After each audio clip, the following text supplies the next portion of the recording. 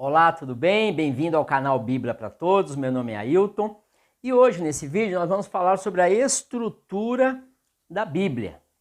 Vimos no vídeo anterior por que eu devo ler a Bíblia, 16 pontos importantíssimos nos quais a gente percebe que a Bíblia é única, ela é exclusiva, ela anda sozinha um monte de coisas, tá certo? Hoje nós vamos falar da estrutura da Bíblia. A Bíblia, da maneira como ela chega às nossas mãos, ela não é em ordem cronológica. E alguns não sabem nem que ela tem uma estrutura. Quem não é muito familiarizado fica absolutamente perdido ao ler a Bíblia, ao abrir a Bíblia. Onde é que eu começo? O que tem aí dentro? Então vamos ver a estrutura dela para que a gente saia do zero e comece a ter essa familiaridade com a Bíblia. Muito bem. Já disse que ela não é uma estrutura cronológica. Quando eu abro a Bíblia, eu não estou lendo a Bíblia da maneira como os fatos aconteceram, numa linha do tempo. Ela foi organizada de acordo com o gênero literário, quase que 100% delas, salvo uma ou outra que já temos ela cronológica. O que é um gênero literário? Quem compôs a Bíblia, quem se organizou para fazer a Bíblia, pensou assim: eu tenho livros da lei. Quantos? 5 livros da lei. Então o gênero literário é lei. Quantos livros? 5. Então agrupa eles, junta. Vamos aprová-los e pronto. Tenho 5 livros da lei como gênero literário. Pronto, começou a Bíblia do Antigo Testamento. O que mais nós temos? 12 livros históricos. Ah, tem históricos? São 12, então junta, agrupa, coloca todos juntos. Então, 12 livros, coloca numa sequência. O que mais temos? Temos 5 livros poéticos. Então, vamos fazer um bloco dos livros poéticos, do gênero literário poesia, e vamos colocar aqui. Ah, o que mais tem? Tem 5 profetas maiores. Ah, tem? Então vamos lá, junta e coloca numa sequência. E por último, o que mais tem? 12 profetas menores. Ah, então junta os 12 e pronto. Está feito o Antigo Testamento no total de 39 livros. 5 da lei, 12 históricos, 5 poéticos, 5 profetas maiores e 12 profetas menores. Aí quanto ao Novo Testamento, mesma coisa, só que o gênero literário começa com biografia de Jesus. Quantos tem? 4 livros biográficos que falam da vida de Jesus, então vamos juntá-los, 4. Tem algum histórico? Tem. É o livro de Atos, 1. Então junta esse 1 na sequência e coloca ele aí. O que mais tem? Ah, tem 21 cartas doutrinárias, então vamos juntar e põe na sequência. E por último, o que mais tem? Tem um profético importantíssimo, Apocalipse, então coloca no final do Novo Testamento. Qual que é o total? 27, 4, 1, 21, total 27, 39 mais 27, 66 livros da Bíblia protestante. Muito bem, resumindo, 5 da lei, 12 históricos, 5 poéticos, 5 profetas maiores, 12 profetas menores, 4 biográficos, 1 histórico, 21 cartas e 1 profético. Total, 66 livros. Você pode até usar um código, uma senha para você gravar, 512, 5512, 41, 21, 1, total 66 livros. 5 da lei, 12 históricos, 5 poéticos, 5 profetas maiores, 12 profetas menores, 4 biográficos, 1 histórico, 21 cartas e 1 profético. Quanto à Bíblia católica, nós temos as mesmas maneiras de fazer a Bíblia, porém com 7 livros a mais. Esses 7 livros a mais é o que difere a Bíblia católica da protestante. Por exemplo, aqui tem os 5 da lei, permanece. Nos históricos, eu tenho 12 aqui na protestante, aqui eu tenho 16 livros históricos. Tem a mais Tobias, Judite, 1ª e 2ª Macabeus. Poéticos, aqui tem 5, pois aqui tem 7. Eles incluíram Sabedoria e Eclesiástico. E nos profetas maiores, um a mais, que é o Baruque. E fica com 6 profetas maiores, 12 profetas menores é igual. Total 46, são 7 a mais do que o 39. E no Novo Testamento aí é Ctrl+C, Ctrl+V, igual 4 biográficos, 1 histórico, 21 cartas e 1 profético, igual 27, 46 mais 27, 73 livros da Igreja Católica, da Bíblia Católica. Esses 7 livros sempre foi discussão no meio da igreja. A Igreja Católica viu por bem colocar esses livros no cânon, né, na régua, naquilo que eles acham que foi realmente inspirado por Deus. Já o bloco protestante falou não, esses 7 livros, eles não são inspirados por Deus, têm o seu valor histórico, porém não pode estar aqui. E essa briga dividiu, inclusive, aqui mais do que uma pessoa, mas dividiu, inclusive, a igreja, tá certo? Muito bem. E aí, mais para frente, nós vamos falar sobre esses 7 livros apócrifos.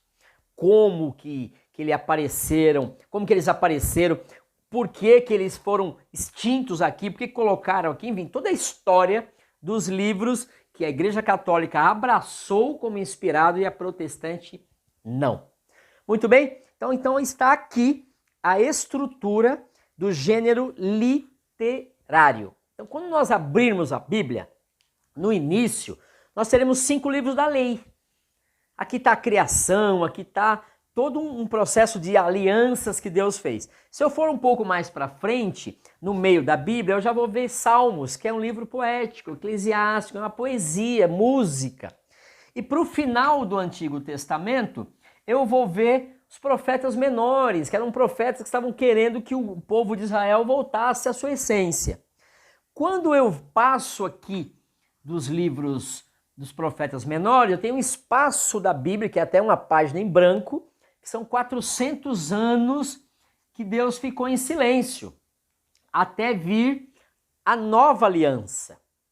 E aí é a história de Jesus. Os 4 biográficos falam do seu nascimento, do seu crescimento, da sua obra, dos seus sinais, da sua crucificação, paixão, da sua morte, da sua ressurreição e da sua vitória sobre a morte. Ele deixou um legado de discípulos e apóstolos que formaram a igreja de Jesus Cristo.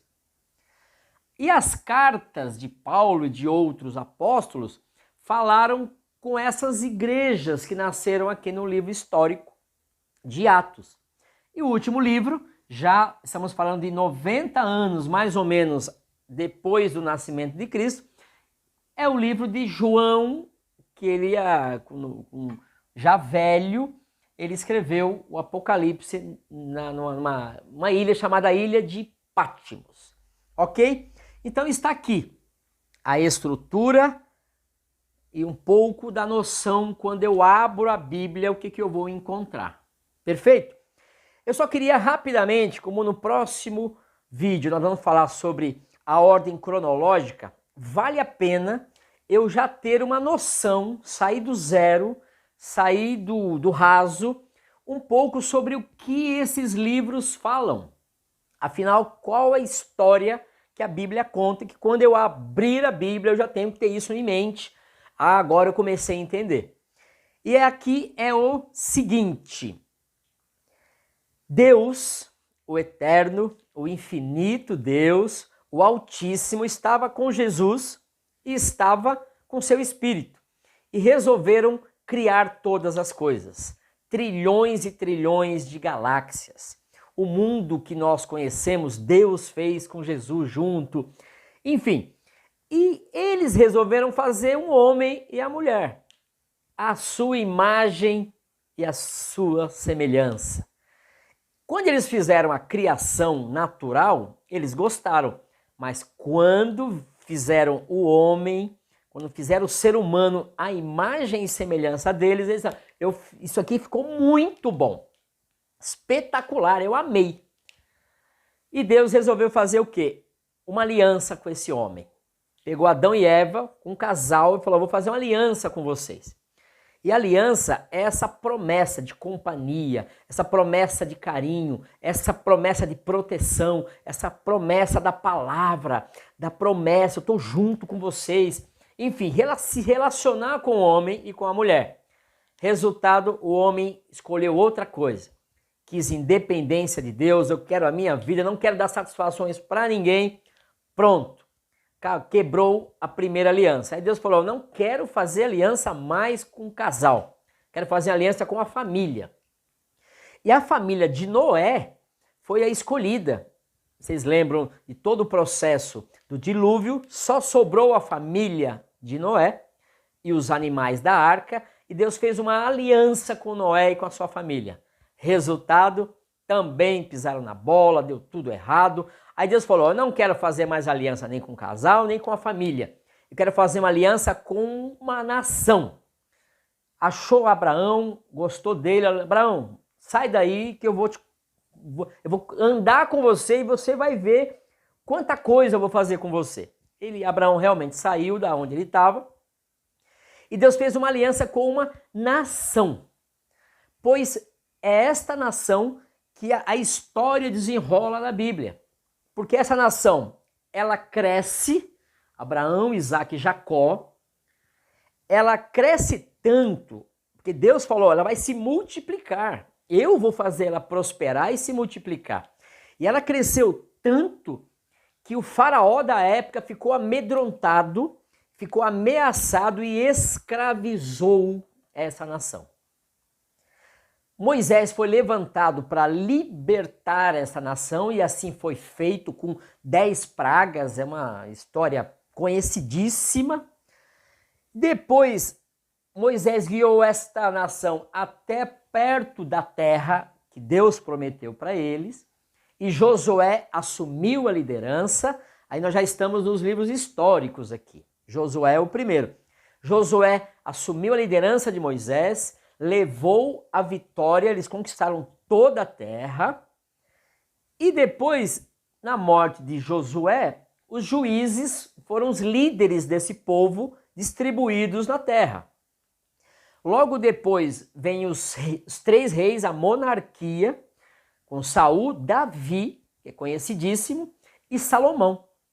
E esta nação estava indo muito bem até que Salomão pisou na bola com toda a sua sabedoria, com a sua riqueza, pisou na bola, deixou um legado ruim, o filho foi pior do que ele, essa nação dividiu e ficou enfraquecida e lutando entre si. Logo depois, Deus mandou um monte de profeta dizendo, para com essa mania de você oprimir o pobre, não pode, o pobre não pode ter essa carga pesada de impostos para vocês ficarem construindo palácios e mais palácios. Para com isso. Profeta não resolveu nada, são 17 profetas aqui na protestante que não resolveu nada. Eles pisaram na bola, Deus falou, então tá bom. Vai aí um general chamado Nabucodonosor e vai destruir tudo, o templo, vai destruir Jerusalém e vocês vão ficar com a espinha dorsal de vocês, inclusive, quase quebrada. E assim foi. E essa divisão e esta decadência de Israel levou eles de novo à escravidão. Enfim, esse é o contexto do Antigo Testamento. Aí depois de um tempo, 70 anos, um general que invadiu a Babilônia falou, eu estou simpático com vocês, volta lá, melhora lá o estado de vocês, vai lá em Jerusalém, arruma lá o templo, mas vocês continuam nossos escravos. E assim acaba o Antigo Testamento, com essa nação que Deus fez crescer, foi escravizada, foi livre, conquistou, depois ela foi liderada por juízes, por reis, e aí deu tudo errado, os profetas não foram eficientes, né? O coração deles era muito duro, e aí, enfim, eles foram escravizados e depois tiveram a chance de voltar para Jerusalém e tentar voltar para a vida normal, o que nunca mais aconteceu. Muito bem, acaba aqui o Antigo Testamento, com Neemias voltando com um pessoal para arrumar lá os muros, né, a proteção de Jerusalém. E aqui acaba mais ou menos assim, não há um justo sequer, todos se desviaram e separados estão daquela glória de Deus que ele sempre quis. Mas vindo a plenitude dos tempos, Deus enviou o seu Filho para salvar o mundo. Enfim, começa o Novo Testamento, 4 livros biográficos, Mateus, Marcos, Lucas e João, que são como repórteres que viram ou alguém falou para eles como foi a vida de Jesus e eles escreveram os 4 livros biográficos falando de Jesus, da sua vida, da sua obra, tudo que ele fez, da sua paixão, do seu sofrimento, da sua morte, da sua ressurreição e da sua vitória sobre a morte.